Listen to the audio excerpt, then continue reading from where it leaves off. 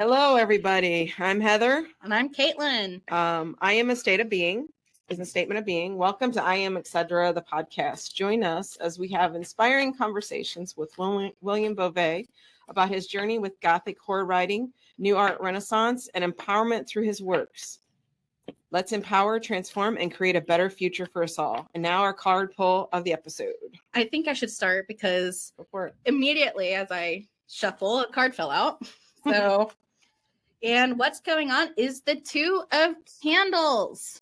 Beautiful, beautiful work. I know we saw this deck last week, but with our guest, I think it just worked. Yeah. And the Two of Candles actually states choosing a side and feeding one passion over the other. Are you going to keep saying no to the things that are being drawn to you, or are you finally going to start to feed into that passion and see where it goes? That childlike wonder actually comes up to me with it. And the colors are coming through, and it's like someone needs to say something and to speak out for what they actually want, but they don't feel secure enough to do it. This is your sign to be secure enough to do it and to lift the veil, start questioning the aspects of you that have drawn you away from your passion. That is the card pull for this. So mine is, I've got three that came out to me. We're going with the theme of the Gothic type darker decks here. This is the Snow Moon card. This is about rest, recovery, and kind of planning. So you're kind of like in hyper mode, you're in a hermit mode where you need to go internally to rest and recover to get your strength back, especially if you've went through something that's pretty intense, and you had to deal with some of that work that we always classify that as shadow work. But that is the good, it's a starting point, because that leads into the second one, which I absolutely love this card. It's Mischief and Mayhem. Okay. So when I'm looking at this, I'm thinking of Pan. Okay. Pan. Oh, from Greek? Yeah. And it's freedom, surrender, and abandon. So we're doing that restful period where we're going internally, figuring out who we really want to be and who we actually are. And now, once we have acknowledged that, I'm so sorry. It's okay. Once we've acknowledged and connected with that, now we have that freedom that we didn't have, and we need to surrender to our inner self, our inner spirit, so that they can come through and help with it. Because the last card I've got is as above, so below. Nice. So this means dueling. It's like duality, balance, polarity, and flow. So you've gone through that work where we're talking this other work that we're going through. Now you've rested and recovered. You've acknowledged what you need to work on. You've allowed yourself to connect to your inner goddess or god, mischief, like I said, Pan. I'm thinking Pan here. And then in doing so, there's that duality and flow that in the balance is going to come through. And I think she's got one more pull that she actually popped up. I love that when we read it feeds off into it, because when you were like, it's time to rest, it's time to start feeding yourself and really going back to this card about feeding the part of you that actually has the desire. I hear the word burnout. After you drew that, I was like, oh, that makes sense. And then uncovering that duality, lifting the veil from the other card. And the Nine of Bones comes up. And if you look, we have that beautiful, beautiful owl and just skulls falling through. And when it comes to mischief and balance, polarity comes to mind because, I coach on the law of polarity. And the Nine of Bones asks you to look into the wisdom of why you are being paused.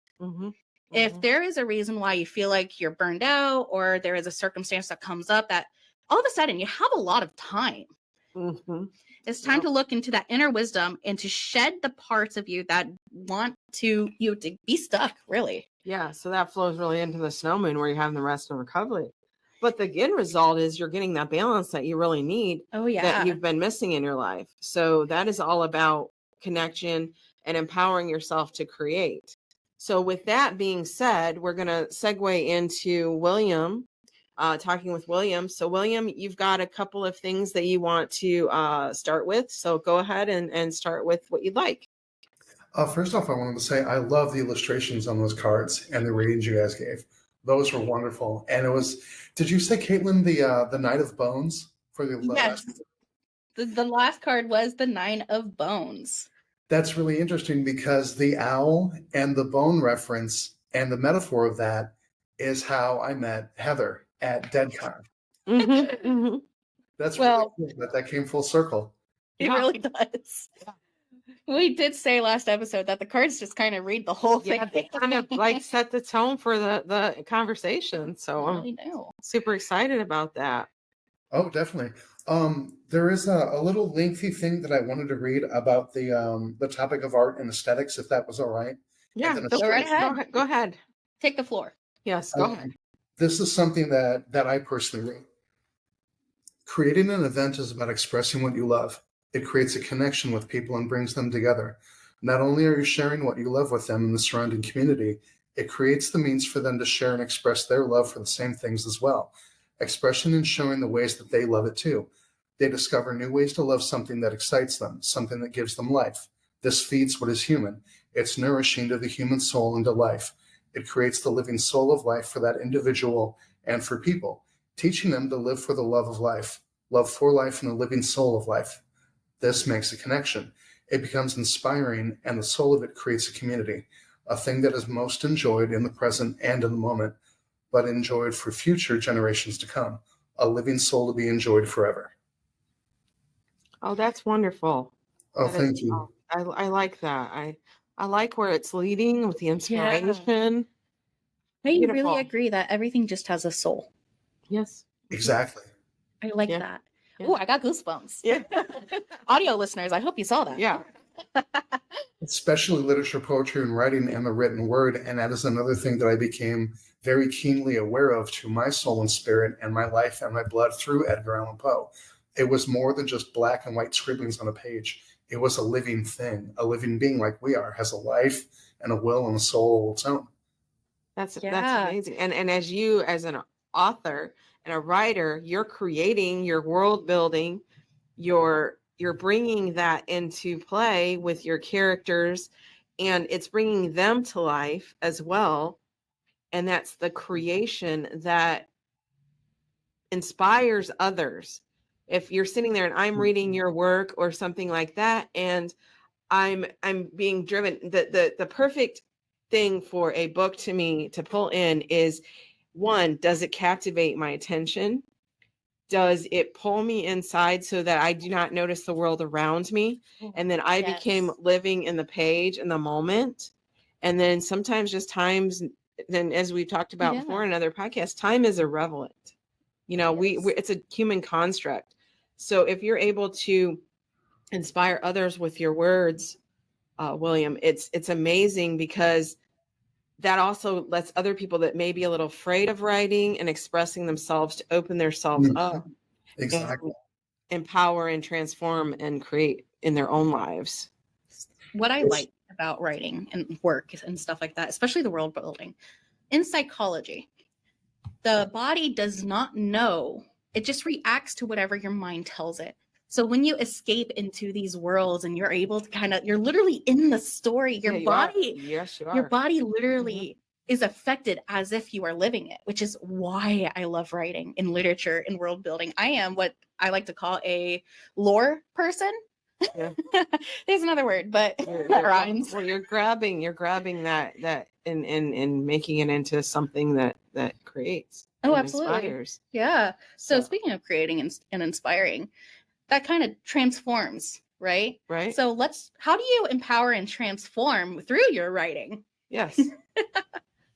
It's really interesting, the Neri, that you guys describe it the way that you just did with the writing and how it affects and how it draws you in, because that's exactly the way you've both described it as how I've always experienced it when I write. And as I've gotten older and the more that I write, it becomes even stronger, like to the point where I can spend 6 to 7 hours like it's nothing, and I'll forget to drink and I'll forget to eat. And I get up because I kind of feel like I need to, and to go to the bathroom. That's it. And when I'm done, I have to blink my eyes and literally look around and shake my head to make sure that I am still where I am and not where I was. It feels exactly like that.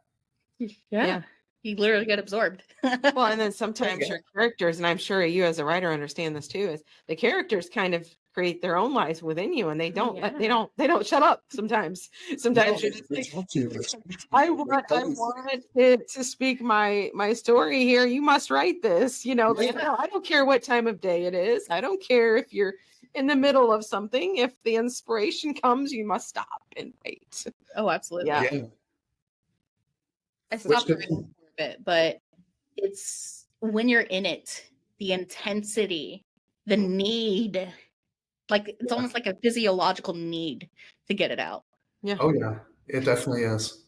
Do you feel like when you write your characters, because I've always wondered this, do you feel like you actually become the characters and they kind of like, since we're talking about Gothic horror in that aspect, do you think they kind of step in and haunt you and they obviously speak through you, but do you actually feel that manifestation of where they actually are in there and you're writing what they're saying and it's your hand, but it's their voice speaking, you know? Exactly. I've always seen it like a movie or a show or a play, but also when I am writing, when I'm not writing, there's the same connected sense, but when I'm writing, it's different than when I'm not, because when I'm not writing, it's as if I'm literally speaking to them like I'm speaking to you guys now, but I see it in my head. But I see like Nicole, my main female protagonist in my vampire trilogy. And ever since I started writing her, she's always talking to me. And sometimes I see her with blood on her mouth in a inside of a building or outside of a building in the Great Depression, talking to me or telling me things or speaking to me very intimately as if we're lovers or as if we're friends for 200 years and she's always there. I completely get it. I'm one of those people where I have to be in the shower thinker. And when I'm in there, sometimes it's like I'm not even in my own home based off the characters in my head. Now, I don't write them out. I should, but I get it where it's all of a sudden your own world kind of intertwines around the characters that you have created. So as we're speaking here, William, what major, because most people will say, creative types will say, there was a particular period in their life where they had to step into that role of the writer. What triggered that role of the writer to you so that you were able to create? What part of your life started that process? So for other people that come through and want to know how to write, what started yours?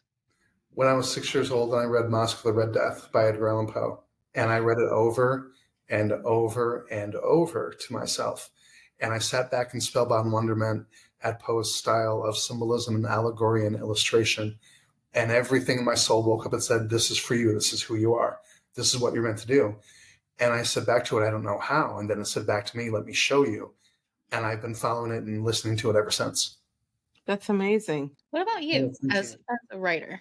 Me as a writer, my start was younger. I started writing when I was like 12, like in that time frame where my mind was growing and I was more in tune because I was extremely introverted. So it was like I was reading my books like constantly. So I was one of those kids that would go to the library and pick out 20 books and the librarians were like, you're not going to get that done. I said, oh, yes, I will. And so I did. But in that period, it was like an escape, you know. I don't know if it was really escape because my life wasn't that bad. It was just, it called me and. Not that bad in either a comparison state. No, you know, most people, I feel like sometimes writers or general creative, sometimes they have to go through these periods of despair or, you know, or the way their life is. Yeah. And that's when they create their most beautiful work. And that is always been amazing to me. Like you can do that. So it's really hard for, I feel like myself to write when I'm happy, you know, so, you know, so to speak, because it's like, I don't know, it's like almost like a release to me. Oh yeah. But I started writing, and then I started writing a little more, and I started writing poetry. I started, telling stories and things like this when I was younger. And as I got older, I loved the written word of the lyrical style of poetry. So it's almost like it was one line led to another, and it became like, I call it a symphony of words. And actually one of my writings is kind of like that. I have that whole thing of how I started the whole writing. And that was, I wrote that when I was like in my early 20s. So but I felt like, I think maybe I was a perfectionist in a way when I was a kid. So it was like, how do I transmute that into something else? How do I transform this writing?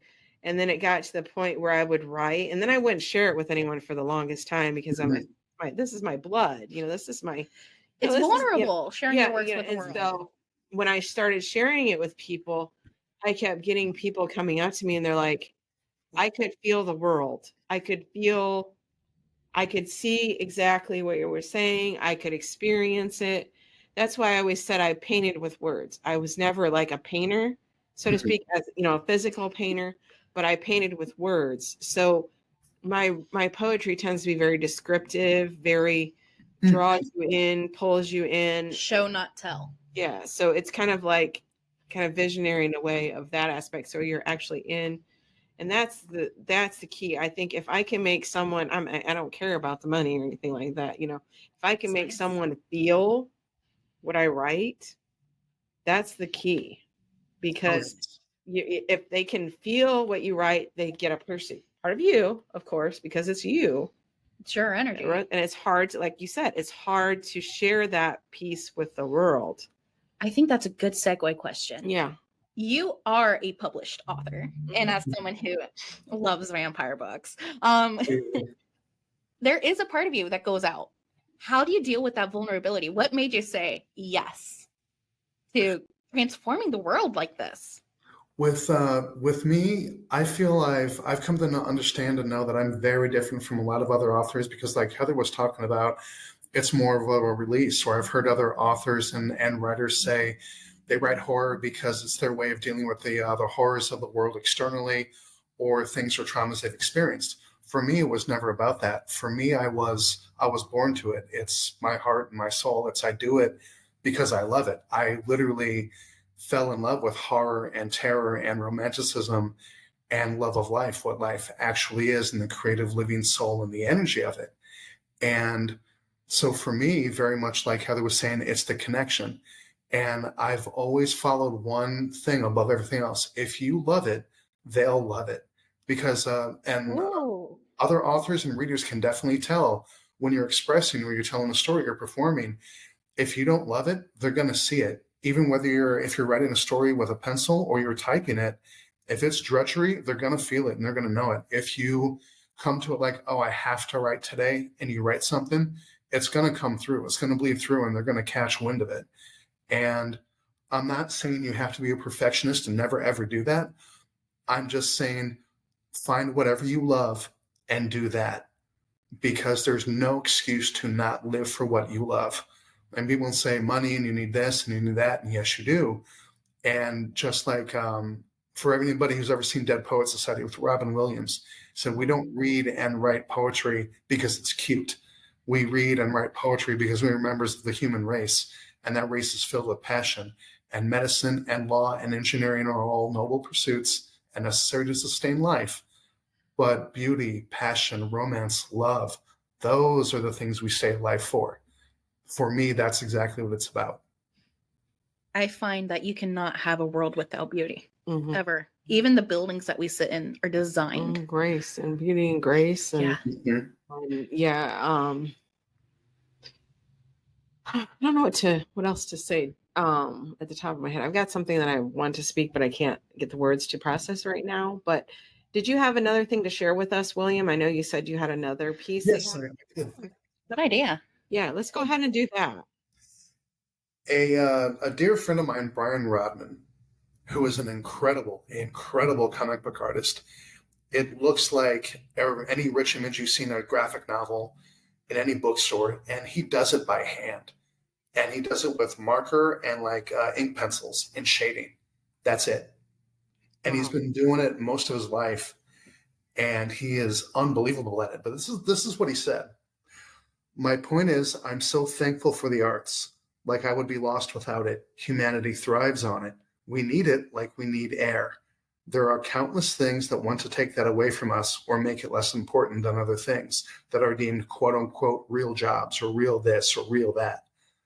But compared to the things we need as air, those other things aren't as important. They don't have the same value. But he's saying I make a lot of references to the mundane. And I knew since I was a little boy, I was never born for it. I've always known that. I've known I was always born for more. And I am not alone in that. If you go back through any period in history, there's always people like that. There are always innovators. There are always people that change the world. There are always people that are quote unquote thigh men or women that, I think Caitlin knows what I'm talking about. They make it. You see me like, yeah. Follow the natural way that everybody else is expected to follow because they know what's wrong. They know instinctually to their soul, to their heart, this is wrong and I won't do it. So they go their own path. And then others kind of look down their nose, or the group goes, that's bad. But they know it's not bad. So one of my favorite things I like to say is if you want to live a good life, live a good life. A good life is not a bad thing. If you want to live a great life, take the revolutionary, bold moves. Take the moves that are great. Take the moves that aren't good. Not bad, but moves that are great, because it's okay to live a good life. But if you're meant and you feel like you're meant to have a great life, don't be the same. Exactly. Follow what you are, not what they want you to follow. Yeah. So why did you choose the Gothic horror genre instead of other? You did. It chose me. It chose you. Have you ever tried to write anything different than that? Yeah, I write romance, and I love horror comedy, but I haven't written any of that yet. But I've always felt like, for example, I love satire. One of my favorite satirists is I just had his name, Mark Twain. Mark Twain was hysterical at it. He was amazing at it. And I always thought if I weren't a horror author, I would probably write satire or political satire or social satire, because it's so damn funny. And it's symbolism, and I love it. It's hilarious. But I've always known too that romance and horror are the biggest attractors and the biggest sellers, and always will be. For me, it's not about money. I mean, yes, I want to make a living with what I want to do. Absolutely. Yeah, true. But it's about the connection.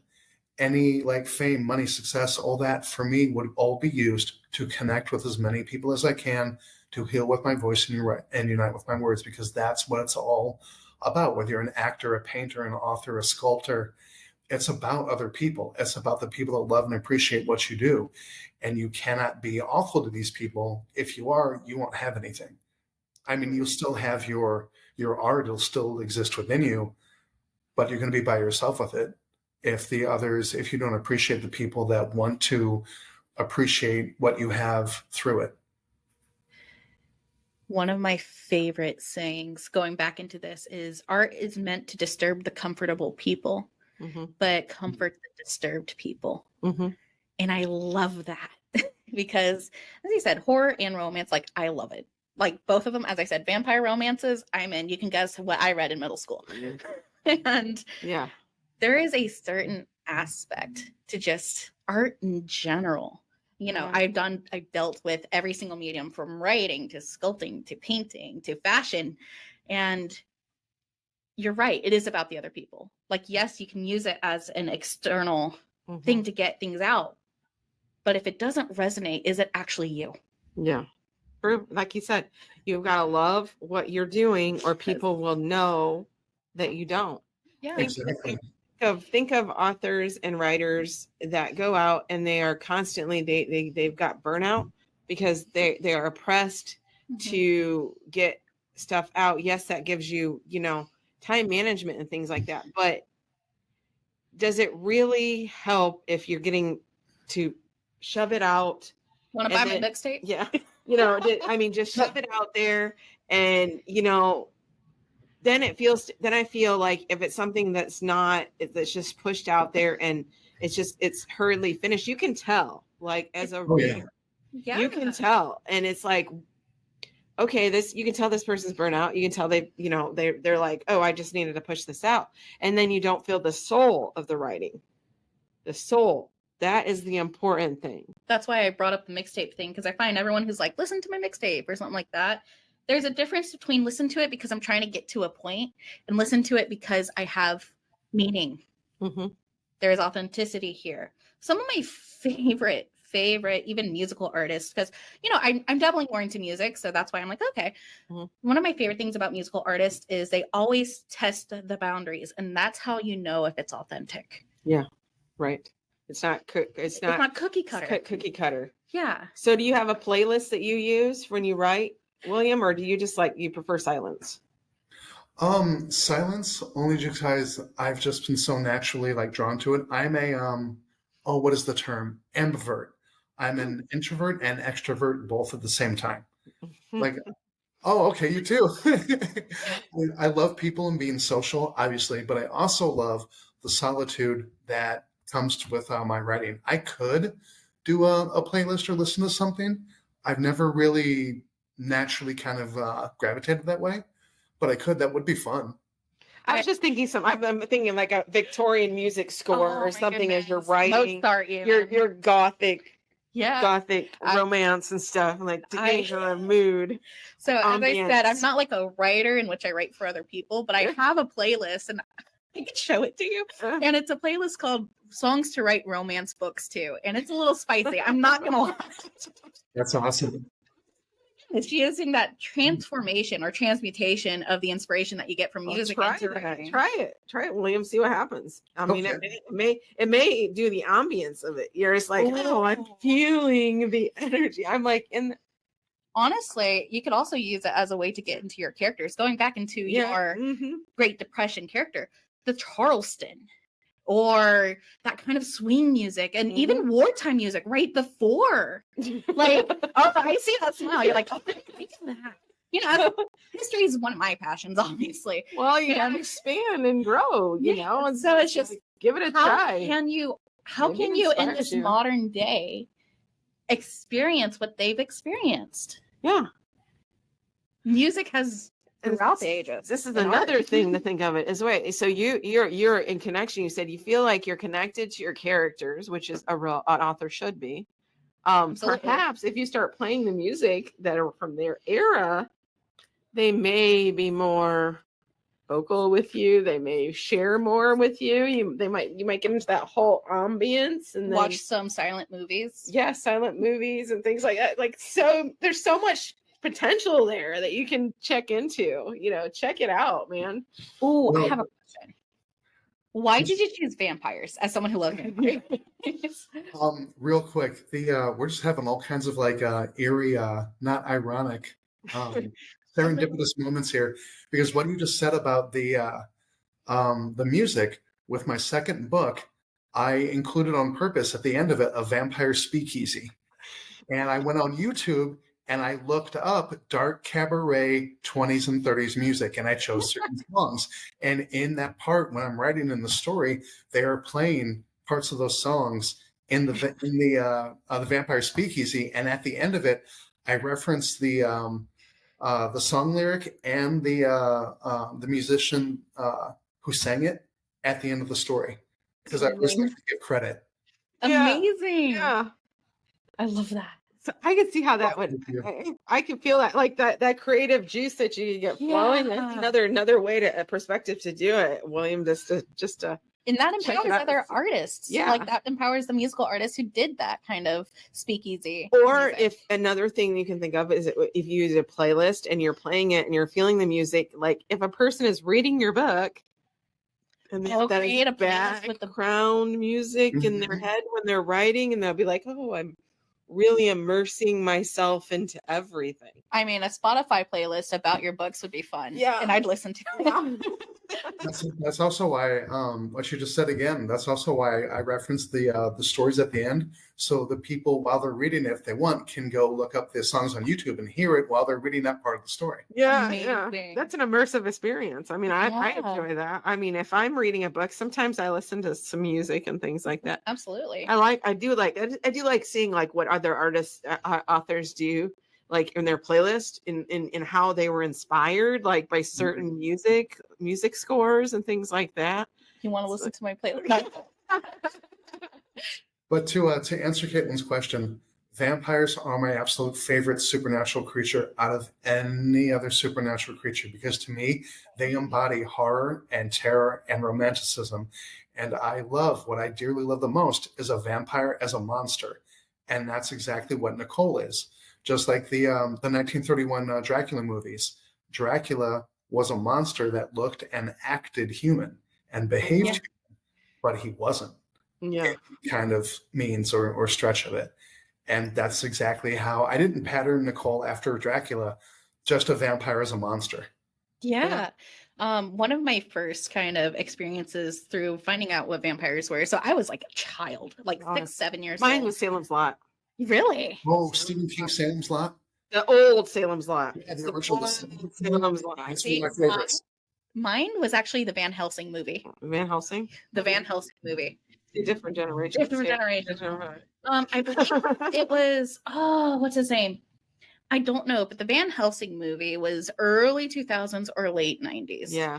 And it was the first time that I actually saw vampires as the monsters on screen. Mm-hmm. Because, growing up with older brothers, I was going to see things that I shouldn't have.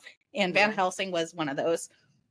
But it really, again, I was really attracted to the dark aspects of it, even as a child. Mm-hmm. And I'm going to say, it was kind of a gay awakening at the same time. So you talked about vampires, William. Were you inspired at all by Anne Rice's vampires? Yes, and Stephen King, and a lot of the vampires of the 80s. Like, my favorite vampire movies are Lost Boys, Fright Night, the original Fright Night, Near Dark, Salem's Lot. Yep. Salem's Lot scared the shit out of me when I was 12. It's literally, my dad watched it, and I had nightmares for like months after that, thinking that they were scratching on my window, like tapping on my window, like in the movie. Yeah, oh yeah. If you watch the original, it's kind of silly now if you watch it, because it makes you giggle now. It's like, how did that scare me so much when I was a kid? But now it's like, you look at her like, what? Like, why did this scare me? I get it. And so it was like it. So, but that was like Stephen King was my favorite author. So he's been I've always loved the horror anyways, but I liked his work, and I started I've read all his books, all his works. I mean, my dad bought it when I was 12, and every year after that, there was a Stephen King book. I had it in my stocking for Christmas or something, and my dad always used to buy it for me. Like, that was his gift to me every year. Even now, even as I was older and not a kid anymore, he would still buy me the hardcover copies of Stephen King. So it every time it came out, it was so I was always entranced by the horror element too. I love horror, but I have to be careful with it. Yeah. Because I'm one of those people that, because I'm able to imagine it and be in it so well, if I'm not careful, I actually become disturbed. Yeah.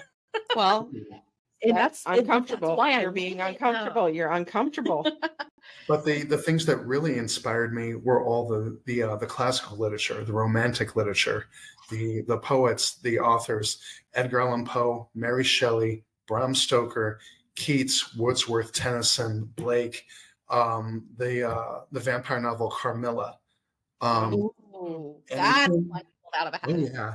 Anything and everything I could get my hands on about classic literature with vampires and mythologies and folklores.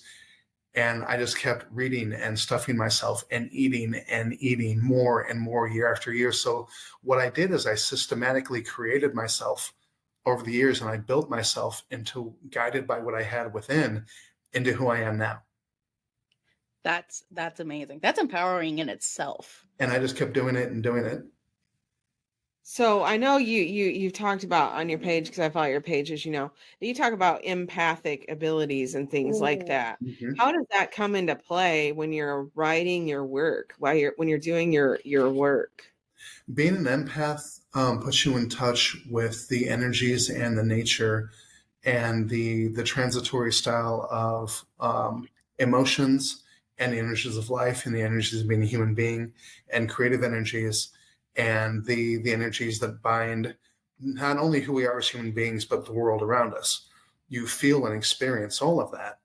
And with me, it just so happens to be tied to the seat of my creativity, which is tied to my talent, which is tied to my subconscious, which I believe is tied directly to my soul. So all of it is working interconnectedly together, like I almost said an ant hive. A hive is bees, like an ant colony.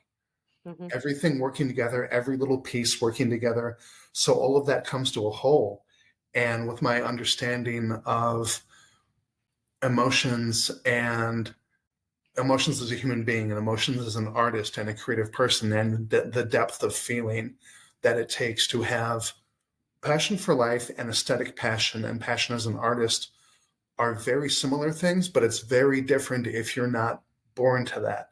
There's a I'm probably going to get part of this wrong, but one of the quotes from Edgar Allan Poe, that people that dream by day are very cognizant of things that people are not who dream by night. That touches on a lot of it. And when I write, I've come to understand I'm different from a lot of other authors too, because the way that they speak about things, they're invoking or evoking things from an external source. With me, it just comes naturally. I don't have to try and do it. It just comes out of its own volition. It's like another living presence inside of me that speaks to me. That's exactly how I've experienced. So through that comes all the translation of everything. And through that, everything I've learned is amassed as with my abilities as an artist and a human being as an author, and it just all comes out in everything. Okay. Yeah, that's so do you ever get scared by your own writing? Yeah, at times, yeah. And things that I see, and sometimes I have a really strong mischievous streak, and sometimes I'll just be sitting there peaceful, and my mind will show me something very horrible and macabre, and there will be a little bit of laughter to it. Like, why? And it's almost like your talent is playing with you, like a little kid, like little kids play, or. Yeah. But it also is the sense of a companion, someone that's also grown like you are, but with a youthful soul, with a youthful spirit. The best parts of being a human being and young and life. So it's not all serious and, okay, we're going to write now. It's that, and it's plain. But for me, the writing, none of it has never been serious because I love it. It's play. It's exactly like play. It's none of it's work. It's never felt like work to me. I know it never will. So I really like that we've kind of touched onto the Gothic horror, but you have another book that's not Gothic horror, going back to the empath thing. Yeah. Tell us about how you were able, as a Gothic horror writer who plays with themselves in these macabre ways, how did you kind of translate that into just a book about being an empath? When I was a little boy and a lot of my abilities came out, I didn't know what they were. I didn't know what it was. I just knew what I could do. And I didn't have a lot of physical mentors. I had a lot of unseen ones, a lot of energies and a lot of guides and a lot of, the guides weren't angels or spirits. The best thing I can say is ancient primal energies that were a lot of them very feminine energies. Oh, gotcha. Mm-hmm. And through that, my abilities came out. But my father was very old school Catholic. And when I tried to talk to him about these things, he would become afraid and very distant and detached. So I nurtured a lot of my abilities and followed them from kind of like a path that kept going further and further and deeper into me. The more I would follow, the more I would learn. The more I would learn, the more and more abilities came out. The more abilities came out, the more I would get closer to the depth of them. So a lot of it I had to do on my own. So I wrote the book to help anybody else that happened to be born with abilities or has them manifest at any point in their life and they don't know what to do, or they feel isolated by themselves, or they don't have anybody to connect to. The book is a beginner's guide, and it covers a lot of levels and areas of an empath and what they can do and what they are and how to manage your emotion and how to understand your emotion and giving yourself boundaries and good ways versus bad ways to treat yourself, and an empath in a relationship and in the workplace and with animals and in a family and just out about and being social. And there were some points in my life where I wanted to reach out to other empaths, and I did. And I met 4 others, and none of them were social like me. Only one of them would reach out for a handshake, but they all said the same thing.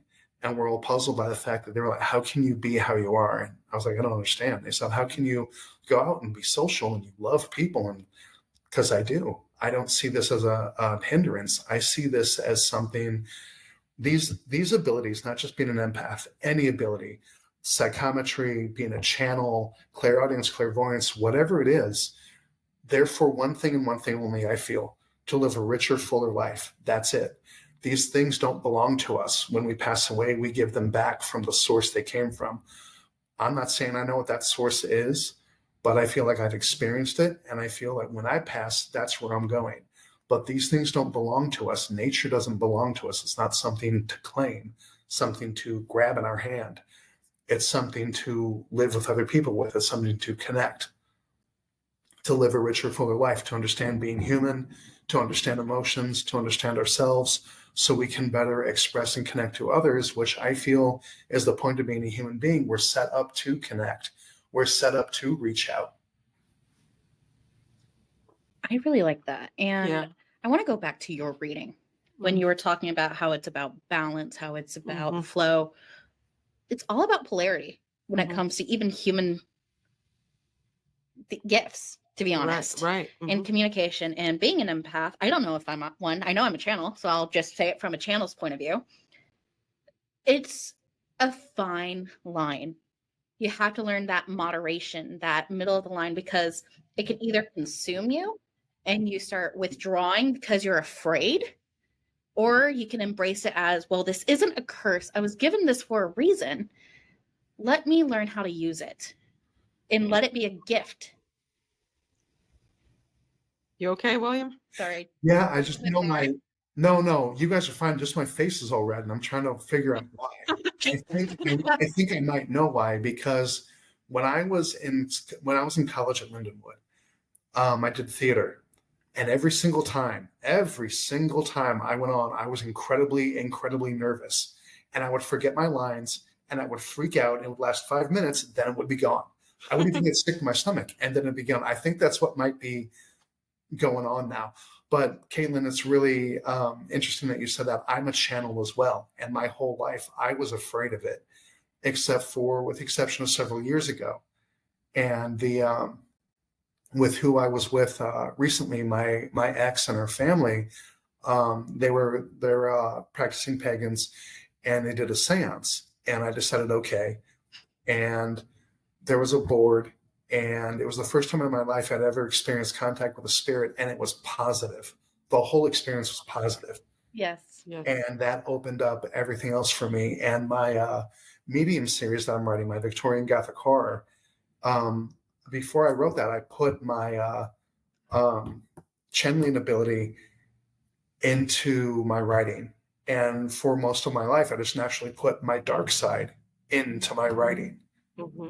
And there these things flourish. And I did it at first for a buffer zone and to have it somewhere to where it wouldn't do any harm, because I was afraid of my darker side for much of my life. And it took me a long time to realize I didn't have to be, just like I don't have to be with my channeling.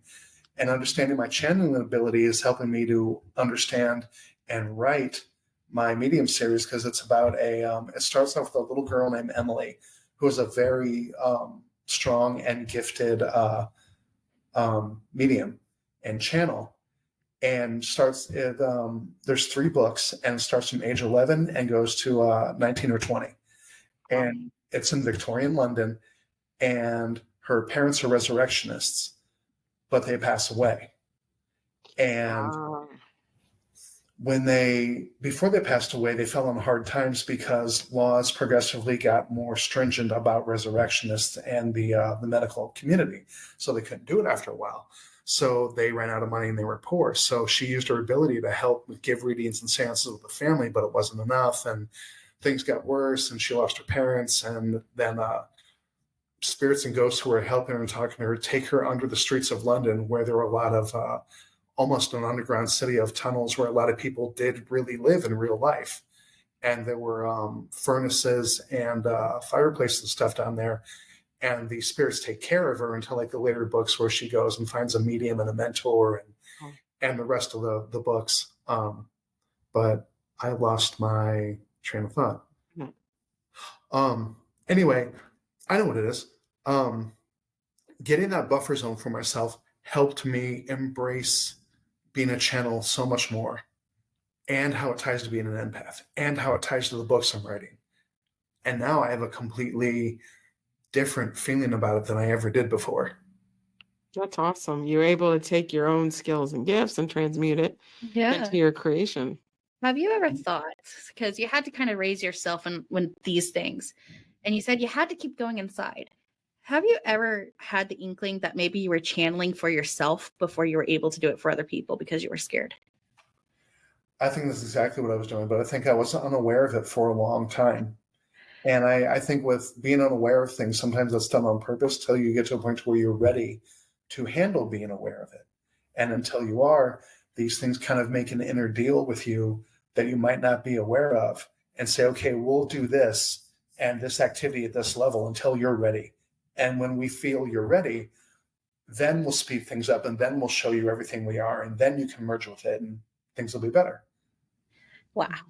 The transmutation's amazing. Yes. So how does that kind of go into you and your writing as a writer? Transmuting into what?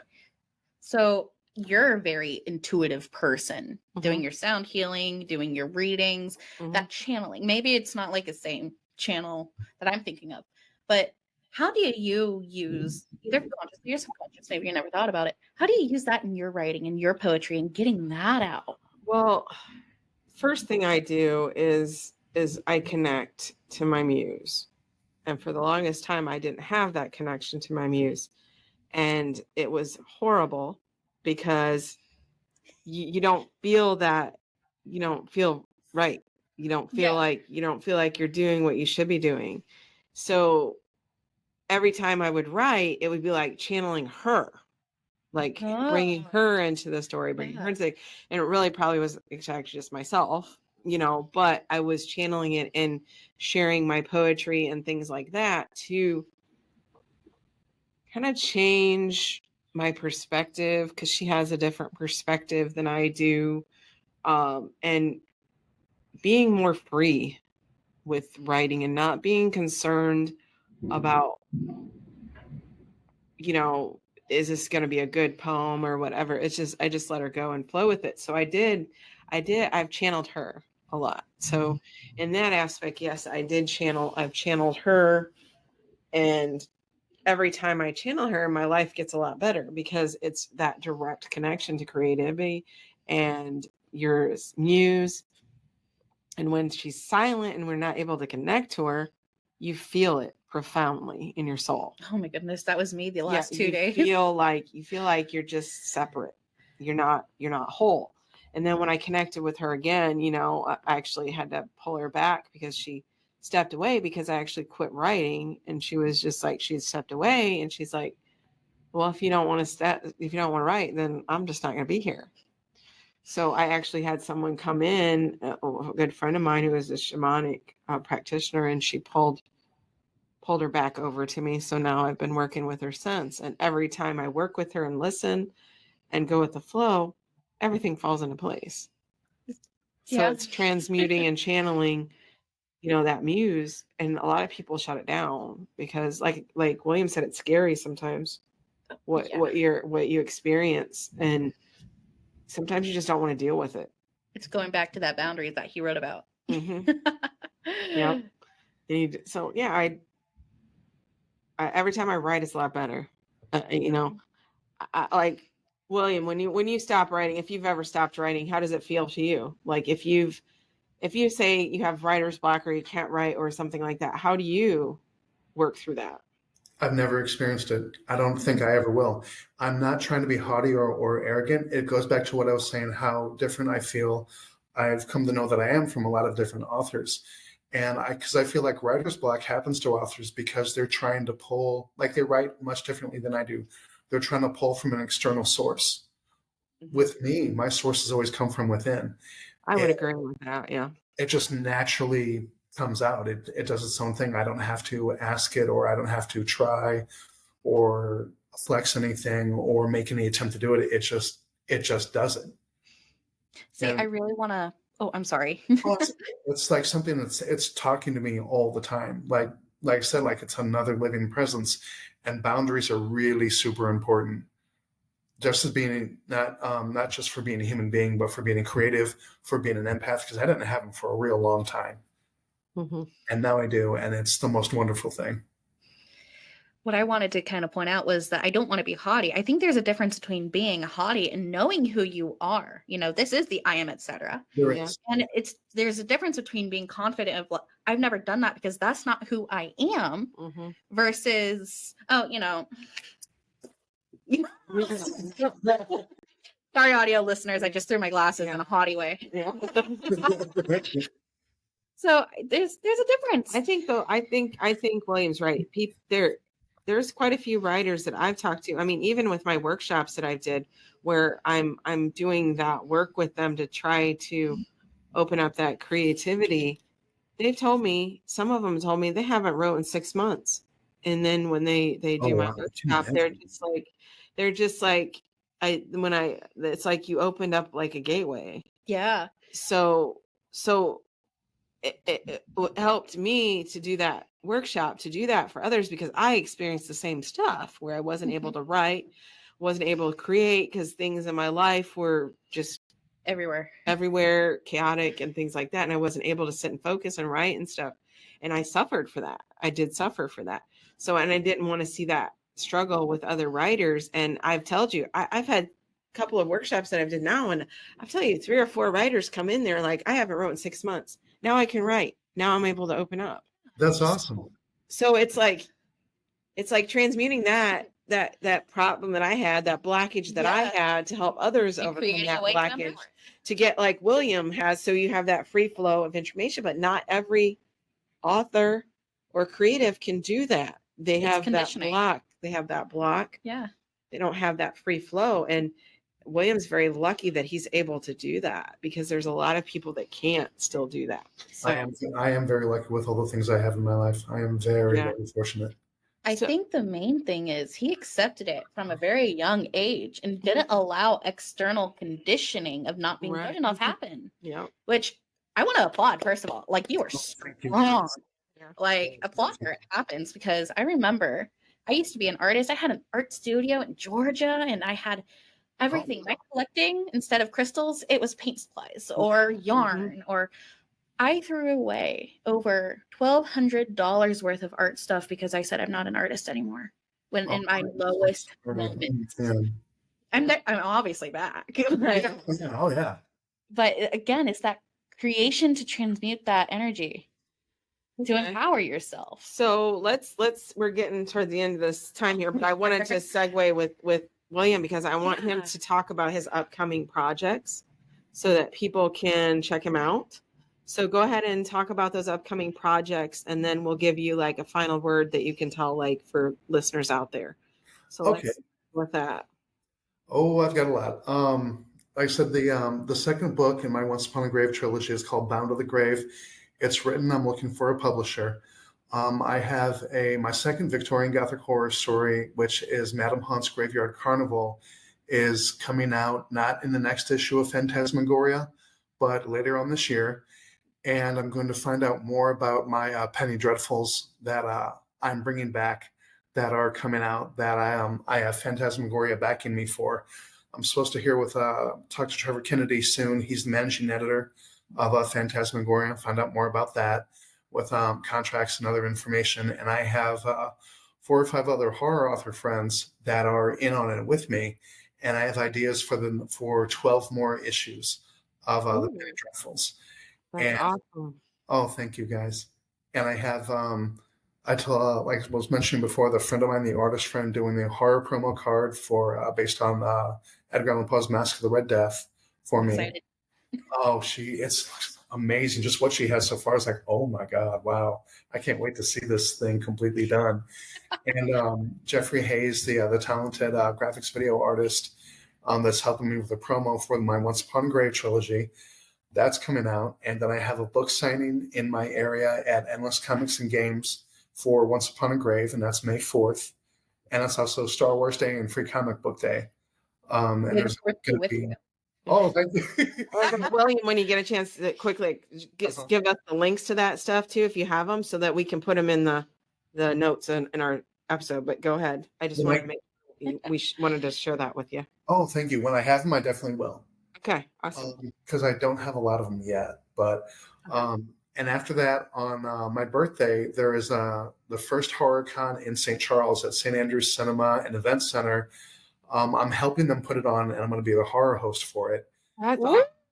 Yeah, he's going to be a horror host like Vincent Price. And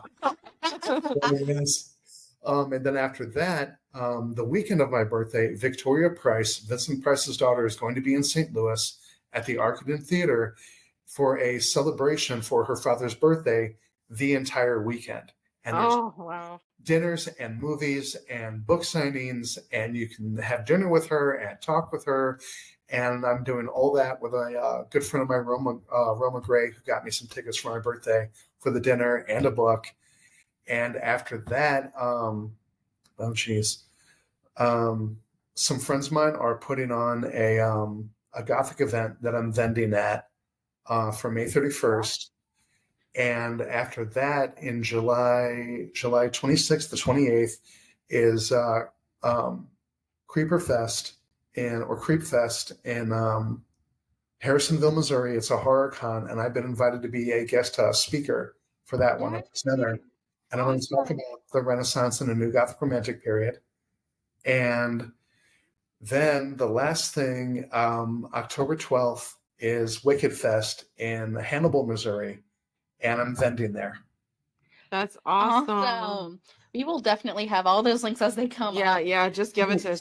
You can share it and get your word out too. Yeah, right. So what is your final words that you want to give to our listeners out there, William, about anything about empowering, transforming, or creating their life so that they can take inspiration from that? Whatever you love, do it. Whatever artistic thing it is, do it. If anybody's inspired by anything any of us have said here today, pursue it, but make sure it's right for you. But just like trying on clothes in the store, you got to try on things until one thing fits.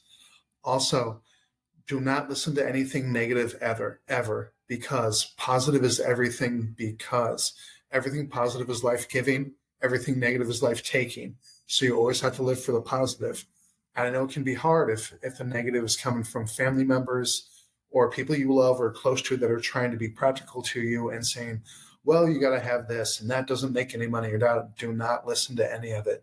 Follow what you feel is right. Follow your intuition. Follow your talent. Follow what your blood is telling you is right for you, and don't listen to anything else. You're going to have people who are going to support you. You might feel alone in stuff. You're not. There's a lot of things, a lot of living and non-living things that can help you. People, friends, animals, art museums, ideologies, philosophies, and almost any literature movement or artistic movement. Look at the people in the past. They've been through everything we're going through now and we're doing. If you have trouble with something, find out how they did it. See if it fits for you. That's amazing. Well, thank you for joining us, William. We really appreciate it. And got to have the writer geek on. Yes. Thank you for having me so much. Yeah. I mean, as he just kind of closed out with, go for great, not just good. Do it. Mm-hmm. Do it. Definitely. All right, everybody. We're going to close out for the time for next time. We'll see you this Sunday. We're recording with Byron Ballard. I'm super excited about this one, guys. Keep an eye out. We're going to be doing a recording on that this weekend. And we also are starting our Kickstarter. Yes, we are. That is the links below. And we are going to be setting that to launch on April 23rd. Yes. So keep your eye out for that. We've got the links. You guys can notify on the launch. And if you guys want to support us, you guys, I think you can actually like do an early support or something. I'm not sure on that. Sure, but if you're wanting to early support. Yeah. And then we are still looking for sponsors for the podcast. So if you guys are interested in sponsoring our podcast, we have various packages available that we can share with you. And again, thank you guys so much. Remember to empower yourself, transform your life, and create your reality. Stay creepy. See you later, guys. Bye. Thank you.